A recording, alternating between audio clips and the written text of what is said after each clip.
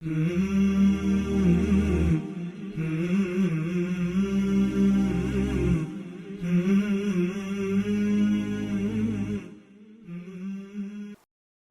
علیکم ورحمۃ اللہ وبرکاتہ۔ الحمدللہ وحدہ والصلاة والسلام علی من لا نبی بعدہ، اما بعد۔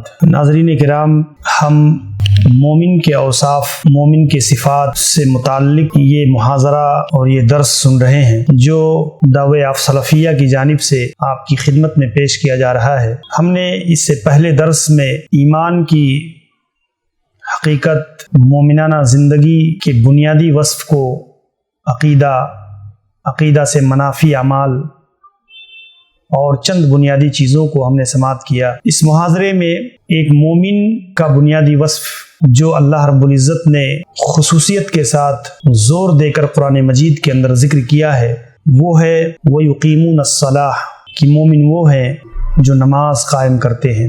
مومن کی سب سے بڑی خوبی، سب سے بڑی پہچان جو اسے ممتاز بناتی ہے، دوسروں سے چھانٹ کر الگ کرتی ہے، وہ یہ ہے کہ عملی زندگی میں انسان کا سب سے پہلا اور سب سے بنیادی ذمہ داری نماز کو قائم کرنا۔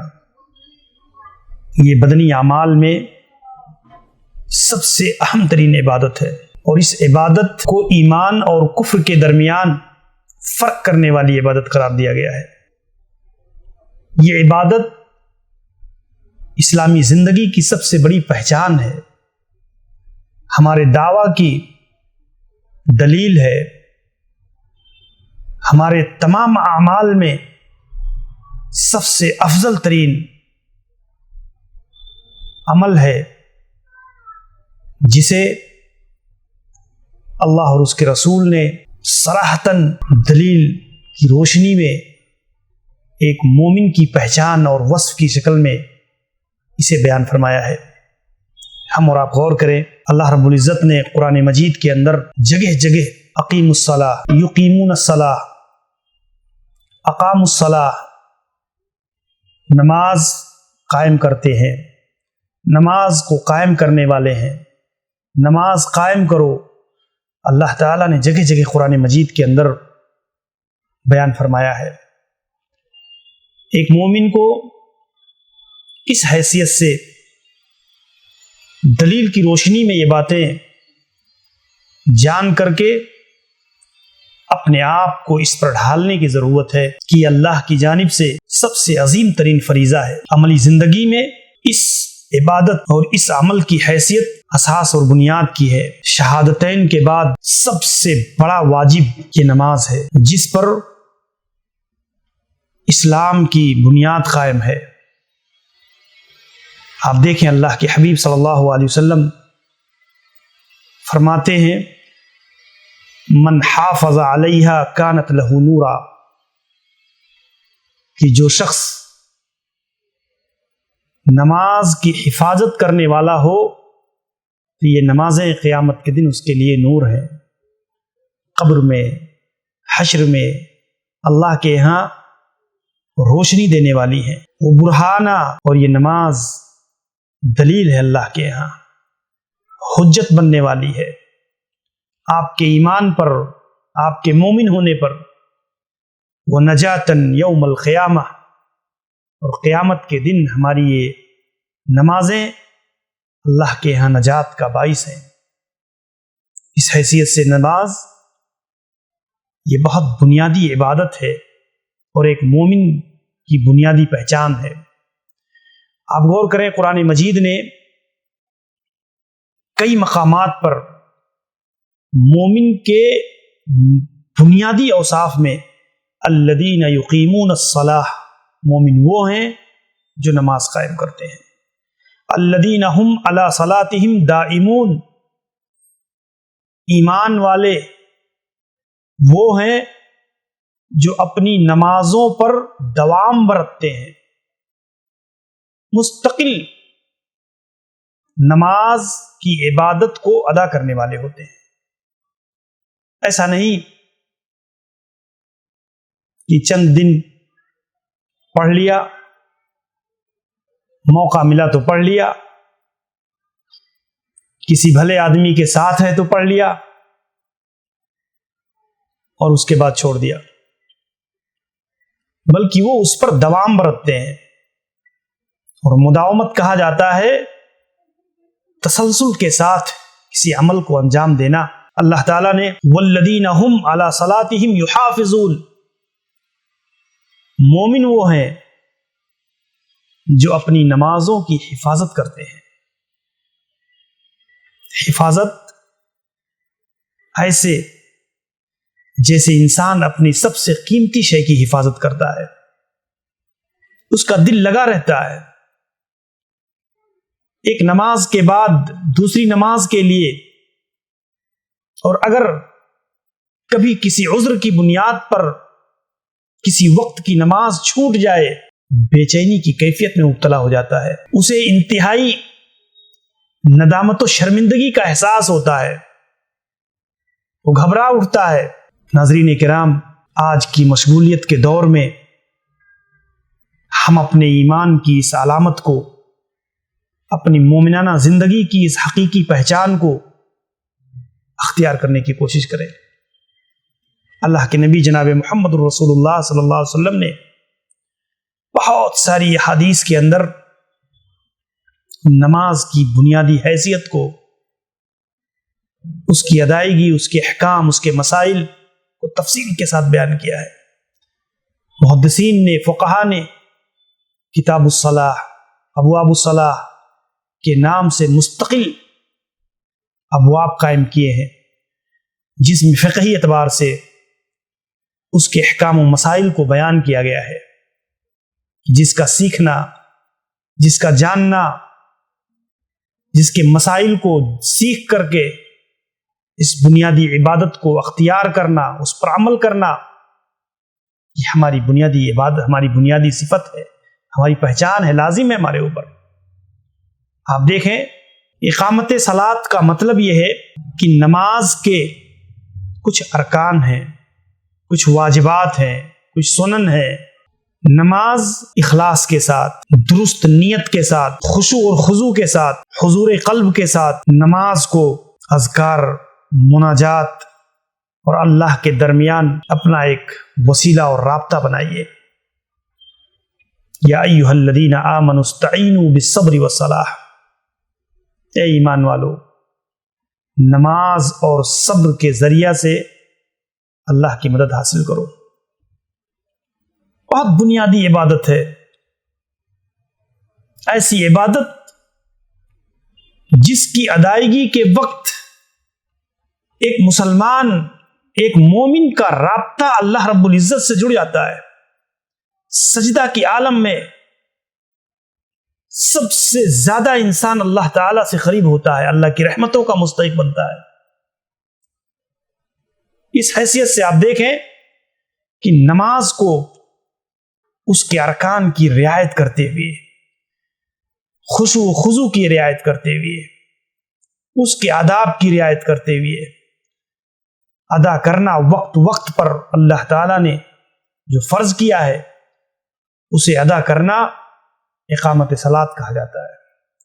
اور اس آپ دیکھیں، خانہ پوری نہ کیجیے۔ آج تو ایک مسلمان نماز پڑھتا ہے، نماز کی ادائیگی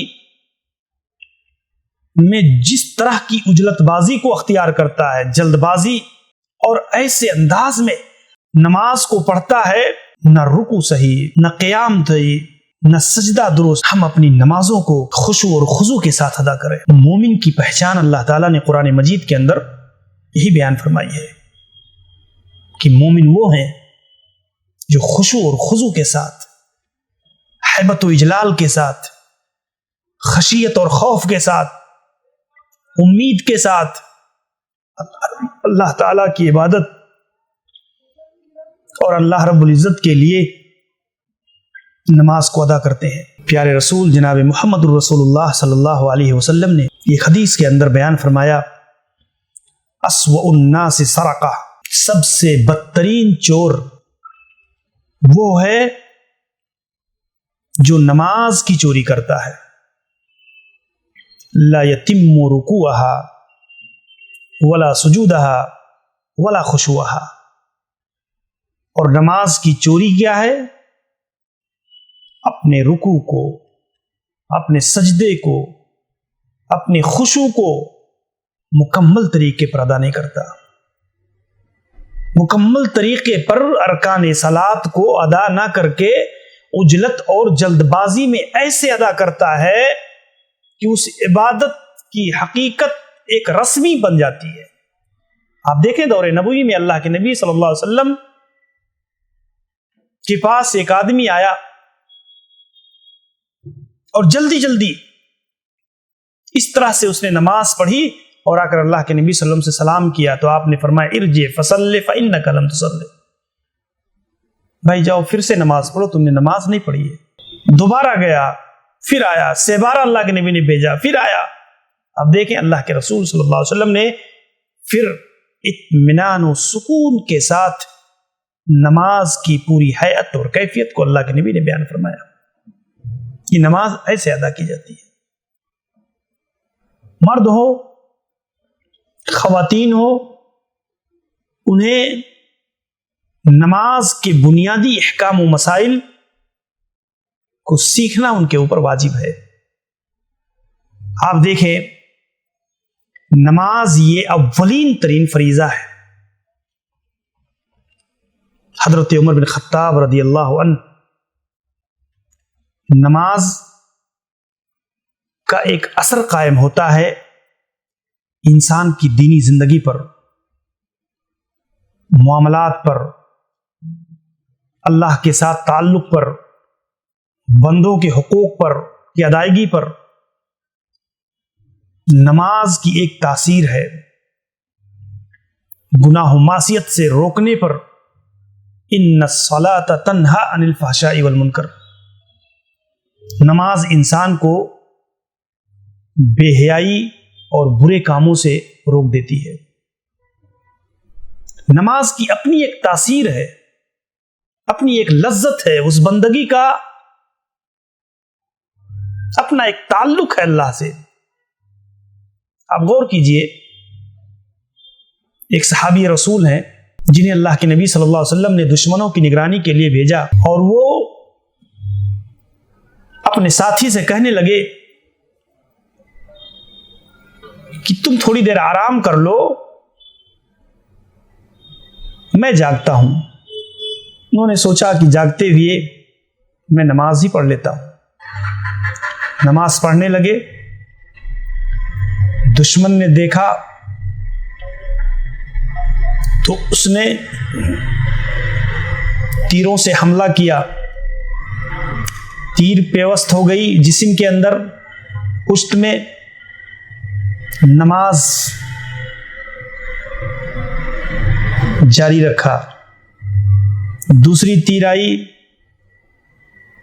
پیوست ہو گئی، نماز کو جاری رکھا۔ جب کئی تیریں لگی اس کے بعد اپنے ساتھی کو جگایا تو انہوں نے کہا کہ پہلی تیر لگتے ہی تم نے کیوں نہیں بیدار کیا؟ تو کہنے لگے قرآن مجید کی ایک سورت جو میں اپنی نماز کے اندر پڑھ رہا تھا، اس کے ختم کرنے سے پہلے اپنی نماز کو قطع کرنا میں نے مناسب نہیں سمجھا۔ آپ غور کیجئے کہ صحابہ کرام رضوان اللہ علیہم اجمعین کی نمازوں کی کیفیت اور نماز میں ان کا تعلق اللہ سے کتنا مضبوط اور کتنا مستحکم ہوتا تھا۔ حضرت عمر بن خطاب رضی اللہ عنہ نے اپنے عمال، اپنے گورنروں کے پاس خط لکھا اور اس میں کہا ان اہم امورکم عندی الصلاۃ، دیکھو میرے نزدیک تمہارا سب سے اہم ترین معاملہ نماز کا ہے۔ من حفظها وحافظ علیہا حفظ دینہ، کہ جو آدمی نماز کی حفاظت کرنے والا ہے وہ اللہ کے دین کی حفاظت کر سکتا ہے، وہی کر سکتا ہے۔ اور جو اللہ تعالی کے اس فریضے کو، نماز جیسی عبادت کو ضائع کر دینے والا ہو تو وہ دین کے دوسرے معاملات اور ذمہ داریوں میں کبھی کھرا ثابت نہیں ہو سکتا ہے۔ نماز انسان کے اچھا ہونے کی دلیل ہے کہ ایک آدمی اگر نمازی ہے، واقعتاً وہ نماز پڑھتا اللہ کے لیے۔ اللہ کے نبی نے فرمایا فَاشْهَدُوا لَهُ بِالْإِيمَانِ، اس کے ایمان کی شہادت دو، گواہی دو کہ اگر واقعی وہ اللہ کے گھروں کو آتا اور جاتا ہے تو اس کا تعلق ہے اللہ سے۔ اور ایک مومن کبھی اس معاملے میں فریبکاری، دھوکہ اور ایسی چیزوں کا ارتکاب کرنے کے بجائے نماز اس کو ان چیزوں سے روکنے والی بنتی ہے۔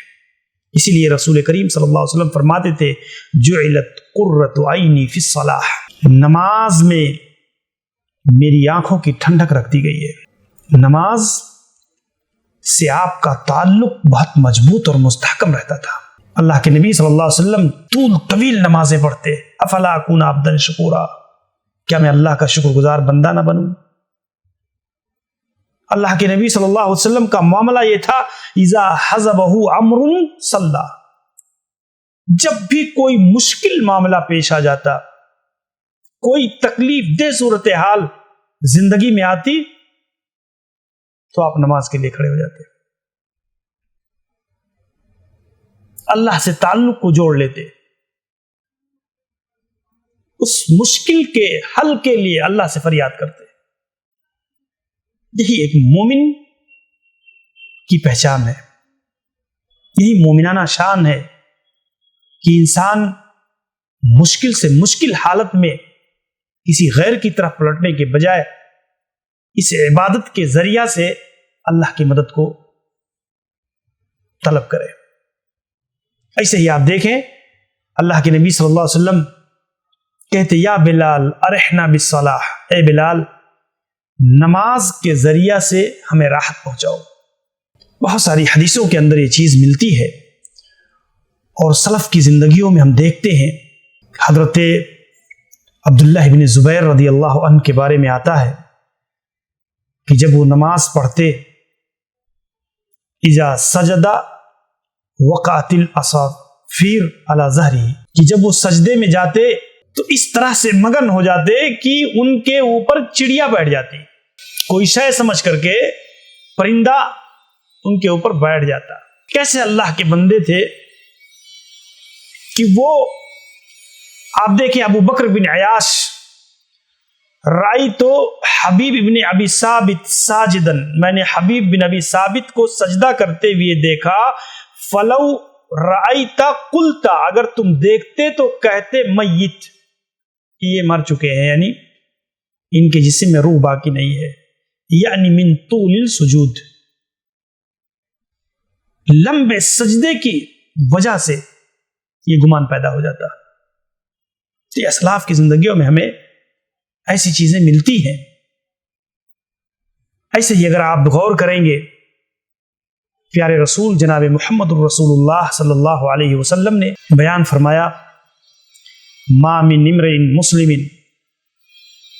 کہ کوئی بھی مسلمان شخص تحضرہ صلاۃ مکتوبہ، فرض نماز کا وقت ہو جائے، فیحسن وضوءها خشوعها ورکوعها، اچھی طرح سے وضو کرے، خشوع خضوع کے ساتھ رکوع اور سجدے کی ادائیگی کرے، الا کانت کفارۃ لما قبلها من الذنوب ما لم یؤت کبیرہ، کہ وہ اس کے پہلے کے سارے گناہوں کا وہ نماز کفارہ بن جاتی ہے جب تک کہ وہ کبیرہ گناہوں کا ارتکاب نہ کرے۔ وذالک الدہر کلہ، اور پوری زندگی اس کا معاملہ ایسے رہتا ہے کہ نماز گناہوں کا کفارہ بنتی ہے، گناہوں کو مٹا دینے کا ذریعہ بنتی ہے۔ اللہ کے نبی صلی اللہ علیہ وسلم ایک حدیث کے اندر بیان فرمایا الصلوات الخمس والجمعۃ الی الجمعہ ورمضان الی رمضان کفارۃ لما بینہن اذا اجتنبت الکبائر. بندہ جب کبیرہ گناہوں سے اجتناب کرتا ہے تو ایک نماز دوسرے نماز کے درمیان کے گناہ کو مٹا دیتی ہے. ایک جمعہ دوسرے جمعہ کے درمیان، ایک رمضان دوسرے رمضان کے درمیان یہ گناہوں کا کفارہ بن جاتا ہے.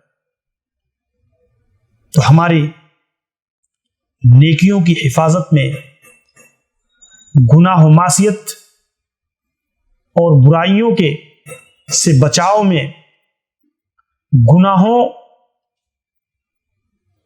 کا کفارہ بننے میں ہماری نماز بہت بنیادی کردار ادا کرتی ہے. اللہ کے نبی صلی اللہ علیہ وسلم نے ایک حدیث کے اندر بیان فرمایا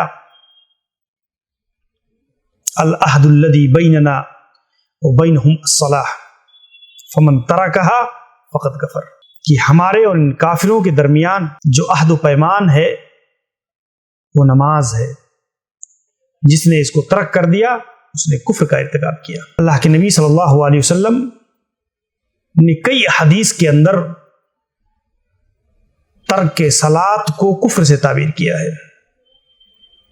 اب اس کا معنی، اس کی تشریح جمہور علماء نے کفر عملی، بعض نے حقیقی کفر قرار دیا ہے، لیکن حقیقت یہ ہے کہ نماز کا ترک کرنا یہ بہت بڑا گناہ ہے. حدیث کے اندر اس کا حشر فرعون کے ساتھ، حامان کے ساتھ، نمرود کے ساتھ، ایسے ایسے مجرموں کے ساتھ جوڑا گیا ہے ایک تاریک صلاۃ کو، جس سے ہماری روح کانپ اٹھتی ہے کہ نماز کا ترک کتنا بڑا گناہ ہے. اور نماز، اللہ اکبر، اگر ہم اور آپ غور کریں کہ آج امت کی حالت کیا ہے،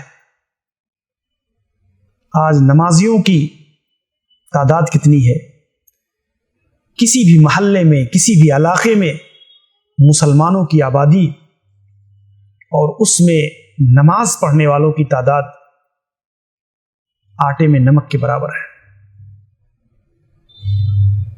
اتنی بڑی بڑی بلڈنگیں جس میں پورا محلہ، پورا گاؤں آباد ہے، لیکن آپ غور کریں اپنی مسجدوں کی حالت کو دیکھ لیں، نمازیوں کی تعداد کو دیکھ لیں، بالخصوص فجر کی نماز میں دیکھ غور کر لیں، چند صف مسلمان. نماز سے بے پرواہی اور غفلت یہ عام ہوتا چلا جا رہا ہے. بالخصوص دیہاتوں میں اگر آپ دیکھیں تو چند بوڑھے اور چند ایسے لوگ جو زندگی کے آخری مراحل میں ہیں، انہیں چھوڑ کر پورا گاؤں آمدن و قصدن نماز کا تاریخ ہے. نماز چھوڑنے والا کہاں سے اللہ کی رحمتیں آئیں گی؟ آپ غور کیجئے، اللہ رب العزت نے نماز کا قائم کرنا مومن مردوں کی علامت اور پہچان قرار دی ہے. رجال لا تلہیہم تجارت ولا بیع عن ذکر اللہ واقام الصلاۃ. کچھ مرد ہیں، یہ مردانگی کی دلیل اللہ تعالیٰ نے قرار دیا ہے کہ کچھ ایسے اللہ کے بندے ہیں کہ جن کی تجارتیں، جن کا خرید و فروخت، جن کی بیع و شراء، جن کا حصول رزق اللہ تعالی کی یاد سے انہیں غافل نہیں کر پاتی. اور نماز قائم کرنے سے یہ چیزیں رکاوٹ نہیں بنتی ہیں اس راہ میں. مومن کی زندگی کا اصل مقصد ہی وہی ہے. مقصد کو فراموش کر کے انسان وقتی کامیابی کے پیچھے، حصول رزق کے معاملے میں اتنا سرگرداں ہو جائے کہ انسان اپنی نماز کو ترک کر دے، یہ خسران ہے، ناکامی ہے، کیونکہ روزی یہ اللہ کی طرف سے انسان کو ملتی ہے، اور نماز اللہ کی رضا کے لیے ہے، اللہ کی عبادت ہے، اللہ کا فریضہ ہے، اور اس فریضے کو ضائع کر کے انسان حصول رزق میں کبھی کامیاب نہیں ہو سکتا۔ اللہ تعالیٰ نے مومن بندوں کا یہ شعار، یہ پہچان، یہ صفت اللہ نے اس آیت کے اندر قرار دیا ہے۔ وَإِيتَاءِ الزَّكَاةِ يَخَافُونَ يَوْمًا تَتَقَلَّبُ فِيهِ الْقُلُوبُ وَالْأَبْصَارُ، وہ اس دن سے ڈرتے ہیں جس دن انسان کے دل اور اس کی نگاہیں خیرہ ہو جائیں گی، الٹ پلٹ دی جائیں گی۔ اس دن سے ڈرتے ہوئے وہ نماز قائم کرتے ہیں، زکوٰۃ دیتے ہیں۔ اللہ اکبر، بندگی کا احساس اتنا زیادہ ان کے اوپر غالب رہتا ہے۔ اللہ کے حبیب صلی اللہ علیہ وسلم نے اسی لیے اپنی امت کو بار بار اس کی تلقین فرمائی، حتیٰ کہ اللہ کے نبی صلی اللہ علیہ وسلم دنیا سے جاتے ہوئے مرض الموت میں اللہ کے نبی صلی اللہ علیہ وسلم فرما رہے ہیں الصلاۃ الصلاۃ وما ملکت ایمانکم، لوگو نماز نماز، اور جن چیزوں کے مالک تمہارے داہنے ہاتھ ہیں، چاہے وہ مال و دولت کی شکل میں ہو، زکوٰۃ کہہ لے، یا بعض علماء نے تشریح کیا ہے لونڈیاں، ان کے حقوق اللہ کے نبی صلی اللہ علیہ وسلم نے اپنی امت کو نماز کی وصیت، نماز کی ادائیگی، نماز کا قیام، اللہ کے نبی صلی اللہ علیہ وسلم نے اس کی وصیت فرمائی۔ آپ غور کریں، ہمارے گھروں کی حالت کو درست بنانے میں باپ کا کردار، ماں کا کردار بہت اہم ہے، اور ہم ایک فیملی کی حیثیت سے ایک ماں کو، ایک باپ کو ابتدا سے ہی اپنے بچوں کو نمازی بنانے کی کوشش کی جانی چاہیے۔ نمازوں کا شوق، نمازوں کی پابندی یہ اسی وقت ممکن ہے جب ابتدا ہی سے انہیں اس پر ڈھالا جائے، اس پر تربیت کیا جائے۔ اسی لیے اللہ کے نبی صلی اللہ علیہ وسلم فرماتے ہیں مروا اولادکم بالصلاۃ وہم ابناء 7 سنین، جب تمہارے بچے 7 سال کی عمر کو پہنچ جائیں تو انہیں نماز کا حکم دو، نماز پڑھاؤ، اپنے ساتھ لے جاؤ، کوشش کرو، نگرانی کرو ان کی، اور 10 سال کے ہو جائیں نماز نہیں پڑھتے تو تادیبی طور پر انہیں سزا دو۔ اللہ کے حبیب صلی اللہ علیہ وسلم نے ہر مسلم فیملی اور گھرانے کا ایک تربیتی مزاج ہونا چاہیے۔ اب یہاں معاملہ یہ ہے، باپ خود ہی نماز نہیں پڑھتا، ماں خود ہی نماز نہیں پڑھتی،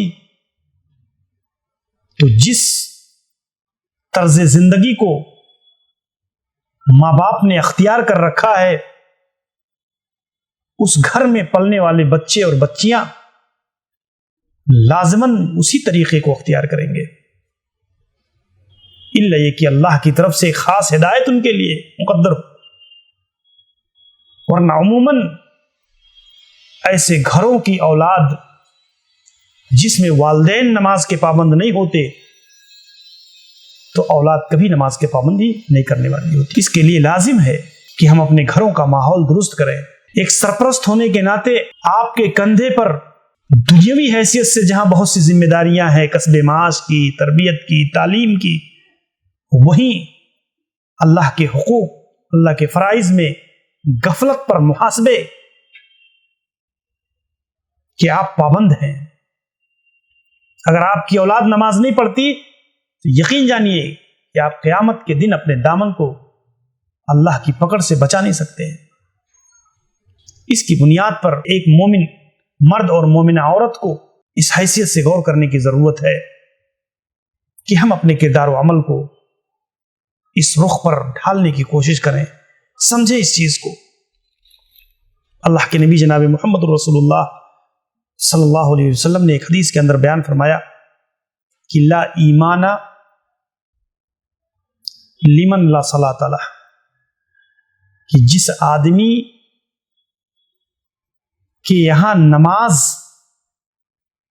کی حیثیت نہیں ہے، نماز کی پابندی نہیں ہے، تو وہ آدمی ایماندار نہیں ہو سکتا ہے. وہ آدمی کبھی ایماندار نہیں ہو سکتا ہے.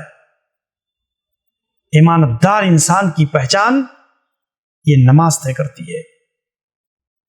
ایسے ہی قرآن مجید نے خاص کر سورۃ المومنون جو مستقل سورت ہے قرآن مجید کی، جس کی ابتدا میں ہی ایک پورا رکوع اللہ تبارک و تعالی نے اہل ایمان کے بنیادی اوصاف کو، فرائض، حقوق، ذمہ داریاں، اخلاقی حیثیت سے اللہ تعالیٰ نے جہاں ایک ایک کر کے ذکر کیا ہے، وہیں اللہ رب العزت نے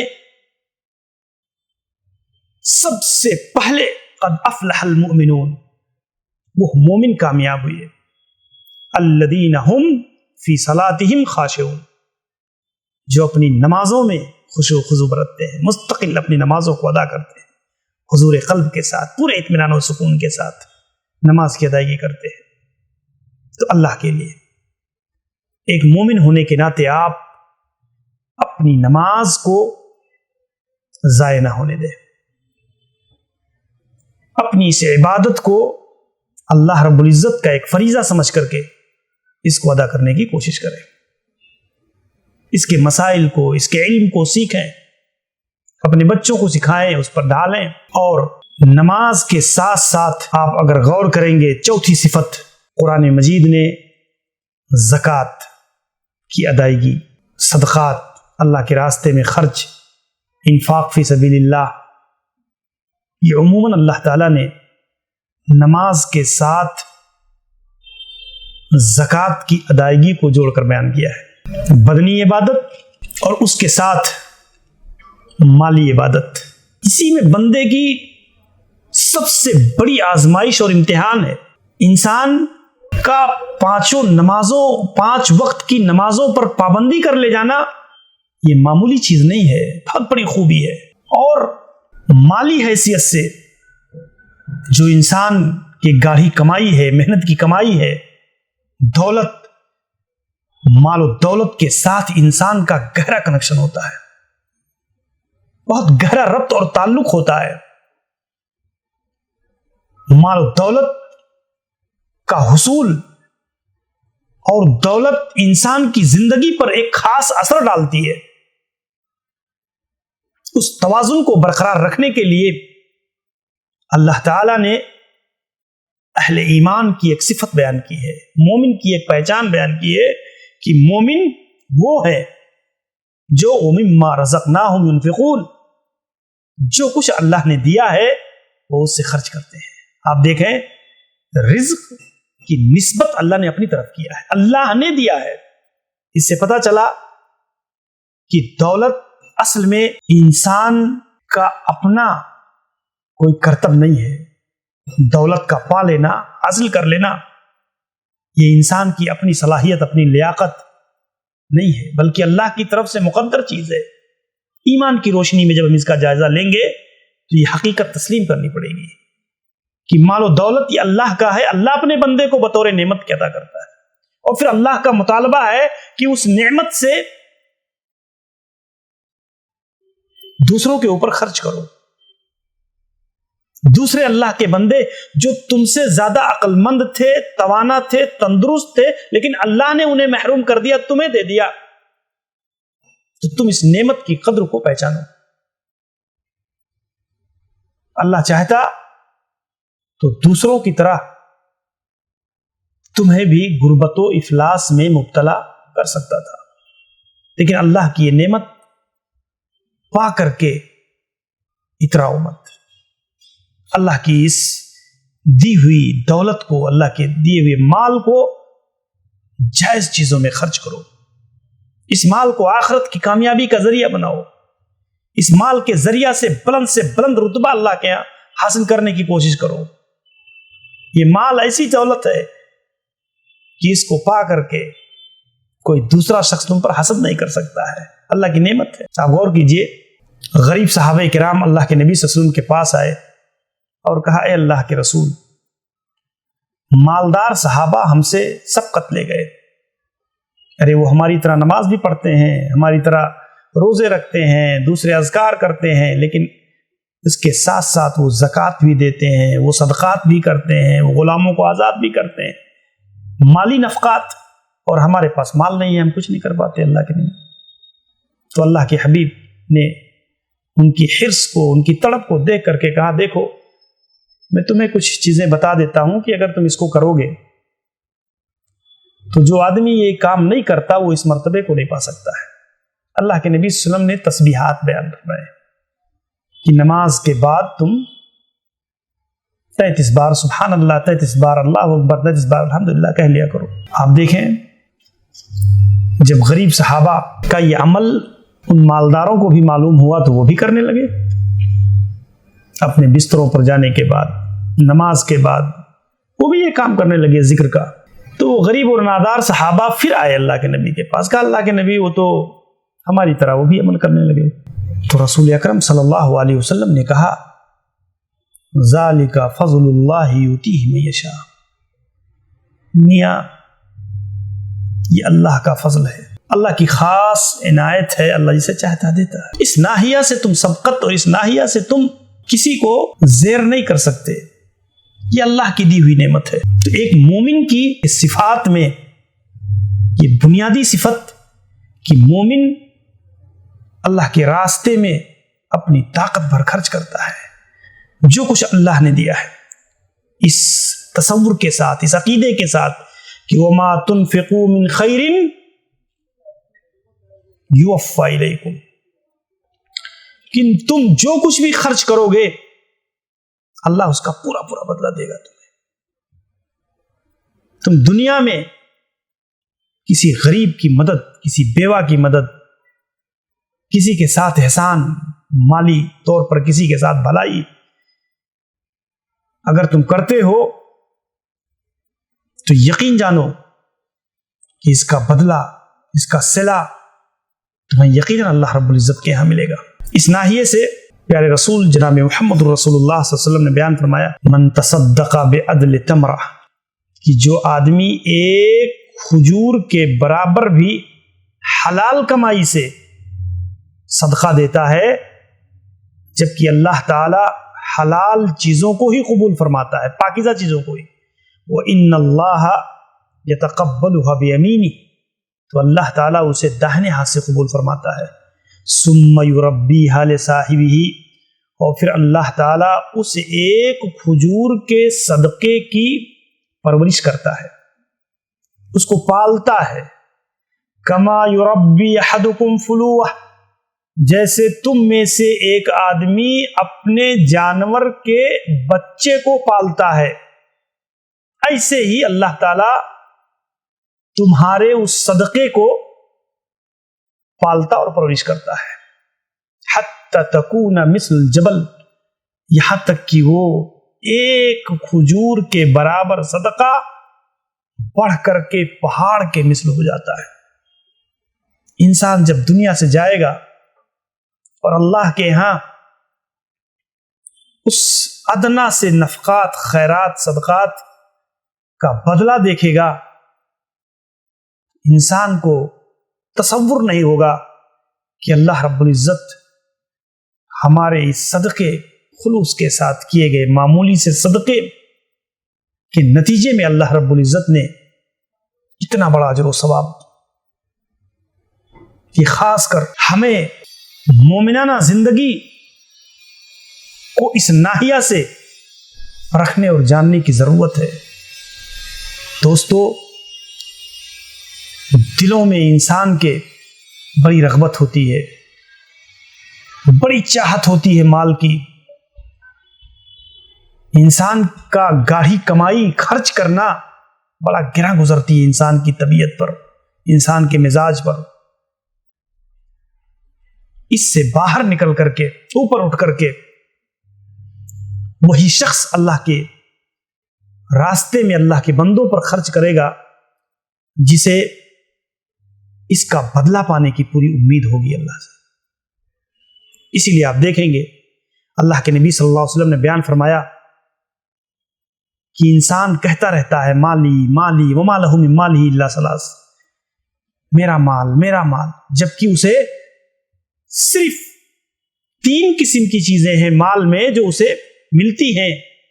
3 قسم کے مال ہیں، جو کھا لیا فنا کر دیا، جو پہن لیا پرانا کر دیا، اور جو اللہ کے یہاں بھیج دیا صدقہ و خیرات کے ذریعہ سے وہ محفوظ ہو گیا۔ تو اس حیثیت سے ہم صدقات و خیرات کی ایک خاص تاثیر ہے۔ صدقۃ السر تطفئ غضب الرب، چپکے سے دیا گیا صدقہ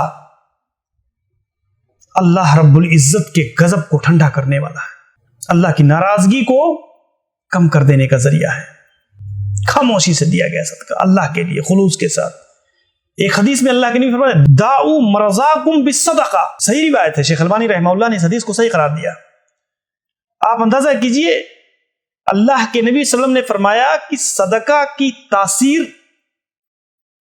اتنی زیادہ ہے کہ اپنے مریضوں کا علاج، اپنے بیماروں کا علاج صدقہ کے ذریعے سے کرائے گا۔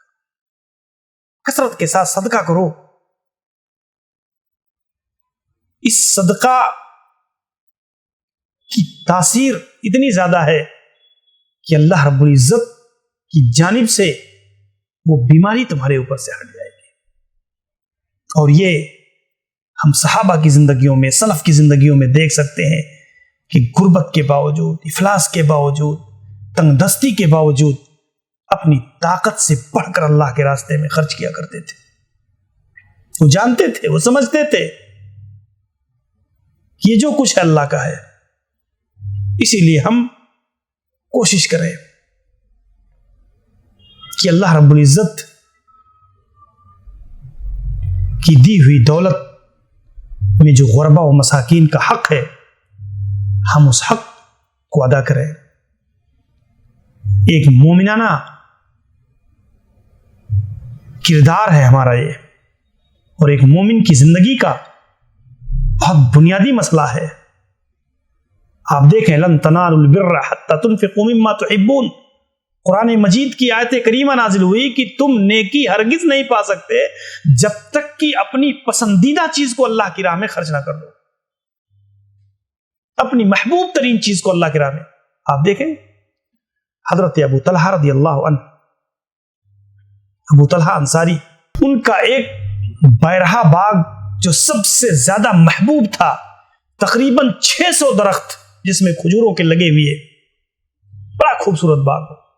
اللہ کے نبی کے پاس آئے، کہا اللہ کے نبی اللہ تعالیٰ ایسی بات کہہ رہا ہے، میرے نزدیک سب سے زیادہ محبوب میرا یہ باغ ہے اور میں اسے اللہ کے راستے میں خرچ کرتا ہوں، آپ جہاں چاہے اس کو خرچ کر دیں۔ اللہ کے نبی صلی اللہ علیہ وسلم نے کہا نہیں، دیکھو تم اسے اپنے چچا زاد بھائیوں کے اندر جو غریب ہیں ان میں اس کو تقسیم کر دو، اس لیے کہ صدقہ و خیرات میں بھی اپنے عزیز، اپنے اقارب، اپنے رشتہ دار یہ زیادہ حق رکھتے ہیں، اور اس کے لیے اللہ کے نبی صلی اللہ علیہ وسلم نے اس کو ان کے چچا زاد میں تقسیم کروا دیا۔ میرے بھائیو، صحابہ کرام کی زندگی میں حضرت عثمان رضی اللہ عنہ، عثمان بن عفان رضی اللہ عنہ، حضرت عبد الرحمن بن عوف رضی اللہ عنہ، اور ایسے حضرت ابوبکر صدیق رضی اللہ عنہ، عمر فاروق اور دیگر صحابہ جن کو جو کچھ بھی میسر تھا انہوں نے کس طرح اللہ کی راہ میں دیا اور خرچ کیا، یہ ہمارے لیے ایک مثال ہے۔ ہم اور آپ کوشش کریں کہ اپنے اندر یہ مومنانہ شان پیدا کریں، اور یہ مومن کی ایک بنیادی صفت ہے، اس کے لیے کبھی بھی مال کی حقیقت، مال کی حیثیت اس ناحیہ سے انسان دیکھے کہ بھی وہ چیز انسان کو نیکیوں سے، اللہ کے حقوق سے کبھی غافل نہ کر سکے۔ تو اللہ سے دعا ہے کہ اللہ تبارک و تعالی ہمیں اور آپ کو یہ خوبیاں اور یہ اوصاف اپنے اندر پیدا کرنے کی اللہ توفیق عنایت فرمائے۔ 2 چیزیں خصوصیت کے ساتھ اس ایپیسوڈ میں آپ کے سامنے ذکر کی گئی، اقامت صلاۃ، نماز کا قیام، اور زکوٰۃ کی ادائیگی۔ یہ 2 بنیادی اوصاف ہیں۔ اللہ سے دعا ہے کہ پروردگار عالم ہمیں اپنے اندر یہ خوبیاں، یہ اوصاف پیدا کرنے کی توفیق عنایت فرمائے۔ السلام علیکم ورحمۃ اللہ وبرکاتہ۔